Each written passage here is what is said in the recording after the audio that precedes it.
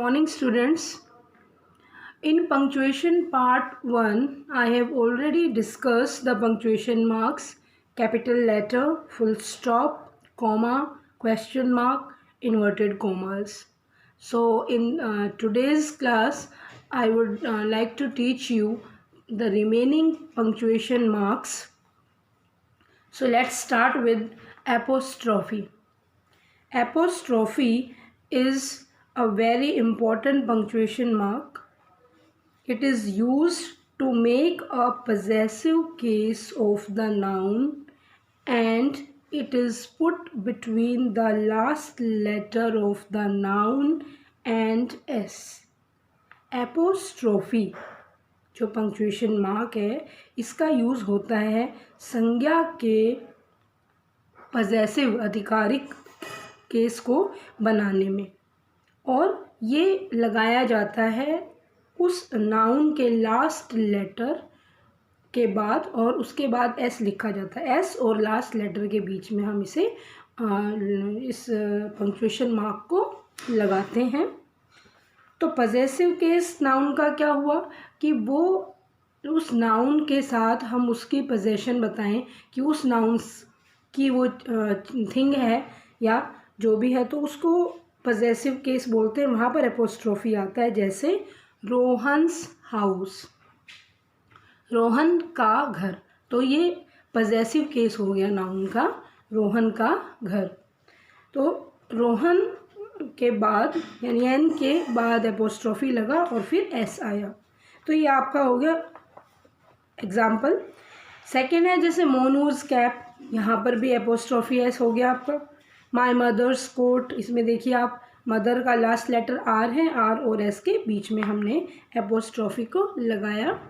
यहाँ पर आपको एक बात जो ध्यान देनी है वो ये है कि अगर आप कोई ऐसे नाउन का पजेसिव केस लिखने जा रहे हो, बनाने जा रहे हो एपोस्ट्रोफी से, जिसमें ऑलरेडी एस है, जिसका लास्ट लेटर पहले ही एस है, तो आप वहाँ पर एपोस्ट्रोफी एस के बाद आएगा। जैसे बॉयज़ हॉस्टल, लड़कों का हॉस्टल, तो बॉयज़ आपका नाउन हो गया और इसका हमें पजेसिव केस बनाना है तो एस के बाद एपोस्ट्रोफी आएगा। The teacher's rooms are large in size, यहाँ पर भी टीचर्स पहले ही आपके जो लास्ट लेटर एस आ चुका है तो हम एपोस्ट्रोफी के बाद एस नहीं लगाएंगे, एस के बाद ही एपोस्ट्रोफी आएगा। अब इसका एक एग्जाम्पल और देखिए, Gandhi fought for India's freedom. हम यहाँ पर पंक्चुएशन मार्क्स लगाएंगे तो गांधी का जी कैपिटल है, this is the first letter and also it is the proper noun, तो पहला लेटर कैपिटल होगा। इंडिया का आई कैपिटल और इंडियाज़, इंडिया के फ्रीडम के लिए वो लड़े, तो इंडिया के बाद एपोस्ट्रोफी एस आया। इसी तरह the poets mother was very weak, यहाँ पर पहले ही एस जो है आपके आ चुका है तो एस के बाद एपोस्ट्रोफी लगा। इसी तरह एस के अलावा भी किसी लेटर के स्थान पर भी एपोस्ट्रोफी का यूज़ हो सकता है। जैसे कुछ एक जो वर्ड्स होते हैं उनको हम शॉर्ट करके लिख देते हैं, हेल्पिंग वर्ड्स या मॉडल्स का जो नेगेटिव फॉर्म होती है उसको, जैसे डू नॉट है तो डू नॉट को हम डोंट लिखते हैं तो DON के बाद एपोस्ट्रोफी टी, तो एपोस्ट्रोफी के बाद टी भी आता है, तो डिफरेंट लेटर के साथ भी एपोस्ट्रोफी यूज़ हो सकता है। यूजुअली एस के साथ इसका यूज़ होता है। इसी तरह will not, won't, did not, didn't, तो यहाँ एपोस्ट्रोफी का यूज़ हुआ। So let's come to the next punctuation mark, it is the sign of exclamation, विस्मयादि बोधक चिन्ह, जिसको आप हिंदी में विस्मयादि बोधक चिन्ह भी बोलते हैं। It is used in exclamatory sentences or after words expressing emotions like grief, happiness, etc. ये यूज़ होता है exclamatory sentences में, विस्मय सूचक या विस्मयादि बोधक वाक्यों में, या फिर उन शब्दों के बाद जो कि हमारे इमोशंस जैसे दुख है, खुशी है, इनको प्रकट करते हैं, उनके बाद भी इसका यूज़ होता है। या फिर एक्सक्लेमेटरी सेंटेंस के एंड में, जैसे alas my dog is dead, तो एलास जो है ये एक ग्रीफ को, दुख को जाहिर करने वाला एक आपका एक्सक्लेमेटरी वर्ड है। तो इसके बाद ही एक्सक्लेमेटरी मार्क लग गया, साइन ऑफ एक्सक्लेमेशन लग गया। Hurrah we have won the match, तो यहाँ पर मैच के बाद नहीं आएगा, because we have won the match आपका एक्सक्लेमेटरी सेंटेंस नहीं है। बस हुर्रा जो है वो एक एक्सक्लेमेटरी टर्म है, एक्सक्लेमेटरी वर्ड है। ये आपके इमोशंस को दिखा रहा है, खुशी के इमोशंस को। हुर्रा के बाद आप फिर साइन ऑफ एक्सक्लेमेशन लगेगा। If we put more stress on something about a thing और अ पर्सन, अगर हम किसी भी चीज़ या वस्तु के बारे में कुछ बताने के लिए ज़्यादा स्ट्रेस अगर डालें, ज़्यादा जोर देकर कोई बात कहें, तो वहाँ पर भी हम एक्सक्लेमेशन मार्क लगाते हैं। जैसे व्हाट अ ब्यूटीफुल गर्ल, कितनी सुंदर लड़की, तो हमने उस पर किसी लड़की को के बारे में स्ट्रेस देकर कुछ कहा, तो लास्ट में साइन ऑफ एक्सक्लेमेशन आया। और एक दूसरा जो इसका क्लू है, ऐसे सेंटेंसेस में आप एक्सक्लेमेशन साइन लगाएंगे, वो ये कि जब भी कभी कोई सेंटेंस व्हाट से स्टार्ट हो और उसके तुरंत बाद ए आए, कोई हेल्पिंग वर्ब ना हो, इट मीन्स वो एक्सक्लेमेटरी सेंटेंस है। What a beautiful girl. अगर ये इंटेरोगेटिव होता तो क्या होता, व्हाट के बाद कोई हेल्पिंग वर्ब होती, मेन वर्ब होती, फिर वो सेंटेंस आपका क्वेश्चन वाला इंटेरोगेटिव सेंटेंस होता। और अब इसमें कोई हेल्पिंग वर्ब नहीं है, व्हाट के बाद ये आ जाए, समझ लीजिए वो एक्सक्लेमेटरी सेंटेंस है। और उसके बाद आप एंड में क्या लगाएंगे, साइन ऑफ एक्सक्लेमेशन। ऐसे ही how fine the weather is, कितना सुंदर, कितना सुहाना मौसम है। तो यहाँ पर क्या है, how fine the weather is, ये भी आपका हम जोर दे करके वेदर के बारे में बता रहे हैं, ये भी एक्सक्लेमेटरी सेंटेंस हुआ। इसके एंड में हम साइन ऑफ एक्सक्लेमेशन पुट करेंगे। हाउ के बाद जब ऐसे सेंटेंस आ जाए, हाउ ब्यूटीफुल यू आर, ऐसे और भी कोई सेंटेंस आप लिखना चाहें, तो उसके एंड में हम साइन ऑफ एक्सक्लेमेशन लगाएंगे, क्योंकि हमने किसी चीज़ के बारे में, किसी चीज़ पर स्ट्रेस देकर वो बात कही है, किसी आदमी के बारे में, किसी थिंग के बारे में। तीसरा इसका जो यूज़ है साइन ऑफ एक्सक्लेमेशन का, मोस्ट इम्पॉर्टेंट, बहुत कॉमन यूज़ है। ऐसे सेंटेंसेस जो एक्सप्रेस करते हैं ब्लेसिंग्स या good wishes, sentences expressing blessings और गुड विशेस, वहाँ पर भी साइन ऑफ एक्सक्लेमेशन आता है। मे यू लिव लॉन्ग, आप दीर्घायु हो, आप ज़्यादा जिए, तो ये क्या है, आपने किसी को ब्लेसिंग्स दी, तो एंड में क्या लगा, साइन ऑफ एक्सक्लेमेशन। इसी तरह मे यू स्टैंड फर्स्ट, आप किसी के लिए विश कर रहे हैं कि आप फर्स्ट आएँ, तो ये क्या हो गया, यहाँ पर भी साइन ऑफ एक्सक्लेमेशन लगेगा, क्योंकि आपने किसी के लिए विश की है या आपने ब्लेसिंग्स दी है। मे गॉड ब्लेस यू, इस तरह के सेंटेंसेस के एंड में साइन ऑफ एक्सक्लेमेशन आता है। Now I come to semi colon. आप सेमी कॉलन के बारे में बताती हूँ। आपने फुल स्टॉप भी पढ़ लिया, कोमा भी पढ़ लिया। सेमी कॉलन का जो साइन है वो क्या है, एक डॉट है, फुल स्टॉप है, उसके नीचे कोमा हम लगाते हैं and it is semi colon. Semi colon क्या है, it is a pause longer than the comma but shorter than that of the full stop. ये एक ऐसा ठहराव है, ठहरते हैं हम कितनी देर के लिए, कोमा में जितनी देर ठहरते हैं उससे थोड़ा ज़्यादा, बट फुल स्टॉप से कम। इसमें रुकने के लिए हम कितना टाइम लेते हैं, कोमा से थोड़ा ज़्यादा और फुल स्टॉप से थोड़ा कम। तो ये इसके जो यूजेस हैं वो क्या हैं, कहाँ हम इसे यूज़ करेंगे। First one, when two opposite things are said in the same sentence, जब एक ही सेंटेंस में दो ऑपोजिट बातें कही जाएं, जैसे आई praise his wisdom, I hate his nature, मैं उसकी बुद्धिमत्ता की तारीफ़ करता हूँ पर मैं उसके नेचर से नफ़रत करता हूँ। दोनों विपरीत, यानी बट की सेंस आ रही है, परंतु मैं उसके नेचर से नफ़रत करता हूँ, तो यहाँ पर सेमी कॉलन हम लगाएंगे। और एक बात, सेमीकोलन के बाद का जो पहला लेटर है वहाँ पर कैपिटल लेटर की रिक्वायरमेंट नहीं है, because it is not a new sentence. वो सेमीकोलन के बाद का जो पार्ट होता है सेंटेंस का या पूरा सेंटेंस है वो एक नया सेंटेंस काउंट नहीं होगा, इट इज़ इन कंटिन्यूएशन, वो लगातार है। तो वहाँ पर कोई कैपिटल लेटर सेमीकोलन के बाद नहीं आएगा unless and until it is a proper noun. अगर प्रॉपर नाउन है, आए हैं, तो ही आप कैपिटल लिखेंगे, अदरवाइज सेमीकोलन के बाद का जो वर्ड होगा उसका पहला लेटर कैपिटल नहीं आएगा। जैसे God made the country, man made the town, तो यहाँ पर मैन का एम स्मॉल आएगा, कैपिटल नहीं आएगा। पहले वाक्य में आई जो था वो कैपिटल आया था, बिकॉज आई का हर जगह ही कैपिटल लेटर में लिखते हैं अकेला जब आता है तो। सेकंड इसका use, in two closely related independent clauses. Independent clause क्या होते हैं? वाक्य के ऐसे पार्ट्स जो खुद अपना इंडिपेंडेंट एक मीनिंग रखते हैं, वो क्लोज कहलाता है। ग्रुप ऑफ वर्ड्स जो खुद की अपनी एक मीनिंग रखे, दूसरे पे डिपेंड ना हो। तो दोनों ही हमारे सेंटेंस, दोनों ही हमारे क्लोज अगर इंडिपेंडेंट होंगे और क्लोजली रिलेटेड है तो हम उन दोनों को ऐड करने के लिए, कोऑर्डिनेट करने के लिए, उन्हें जोड़ने के लिए सेमीकोलन का यूज़ करते हैं। कोऑर्डिनेटिंग कंजंक्शन का एक काम करता है।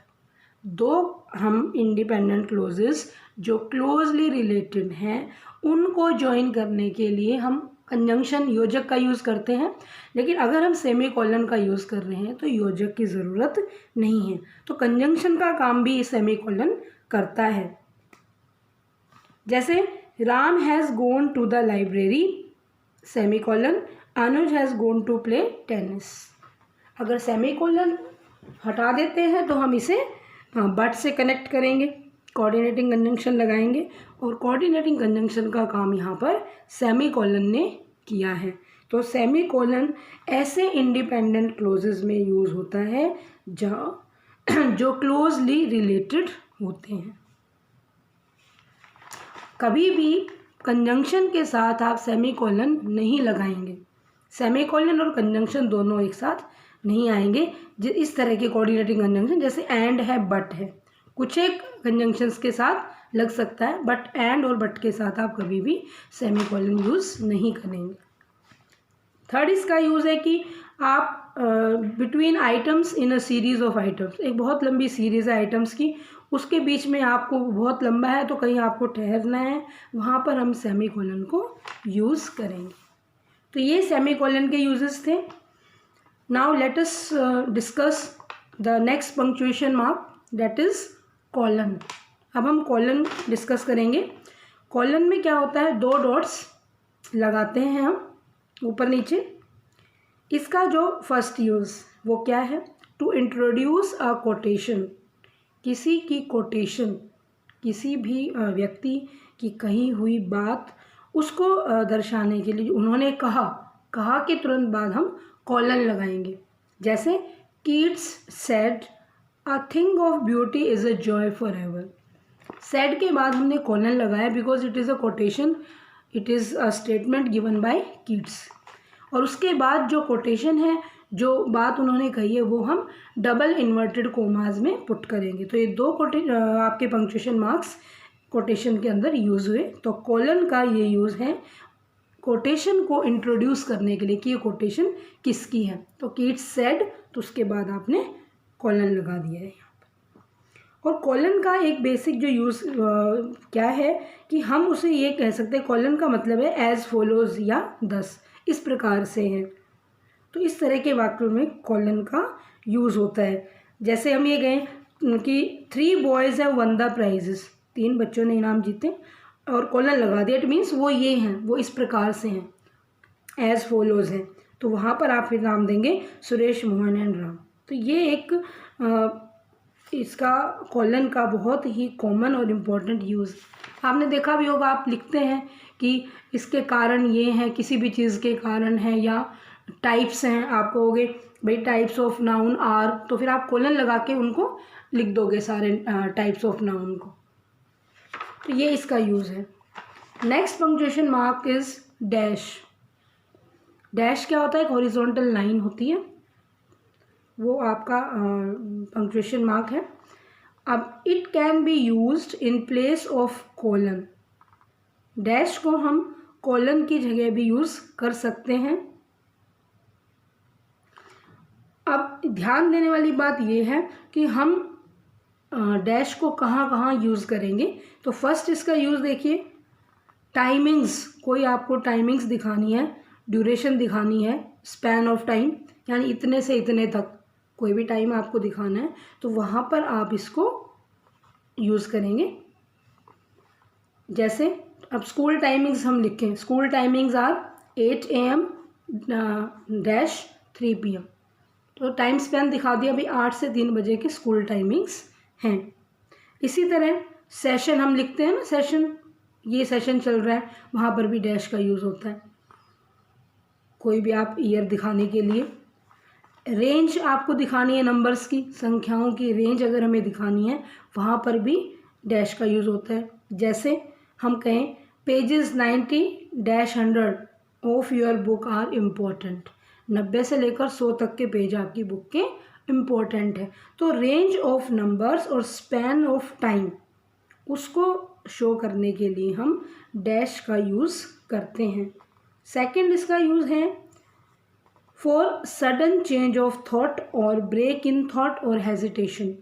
अचानक से कोई बात चल रही थी, थॉट चल रहा था, उसमें चेंज आए, या फिर वो सेंटेंस में कोई ब्रेक आए, उस विचार में कोई ब्रेक आ जाए, हम एकदम से रुक जाएं, कट कर दें उसे, या हेजिटेशन हो, कोई हिचकिचाहट हो, तो वहाँ पर भी हम डैश लगाते हैं। जैसे आई डोंट नो हिम, आई के बाद आप रुके, आपने सोचा कि अब मैं क्या कहूँ, फिर से आपने अपना वाक्य कंटिन्यू किया, ब्रेक आया बीच में, आप जो बोलना चाह रहे थे उसमें हेजिटेशन आया, तो आई के बाद dash I don't know him, ये आपका डैश का यूज़ था।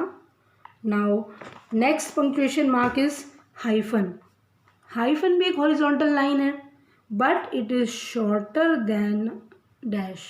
अभी डैश में भी एक सीधी लाइन थी, क्षैतिज रेखा थी, अब वो लाइन थोड़ी सी बड़ी थी, और अब हाइफन जो है वो थोड़ा सा छोटा होता है।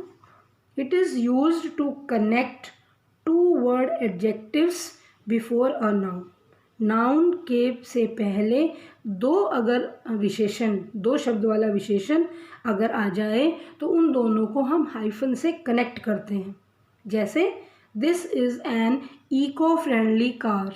कार आपका नाउन है, इको फ्रेंडली ये दोनों ही कार के एडजेक्टिव्स हैं, कंपाउंड वर्ड्स हैं, जुड़े हुए वर्ड्स हैं, 2 वर्ड्स हैं, इनको हमने कनेक्ट किया हाइफन से, तो ये वर्ड्स हो गए। यानी कि 2 वर्ड के एडजेक्टिव्स को ज्वाइन करने के लिए हम हाइफन यूज़ करते हैं।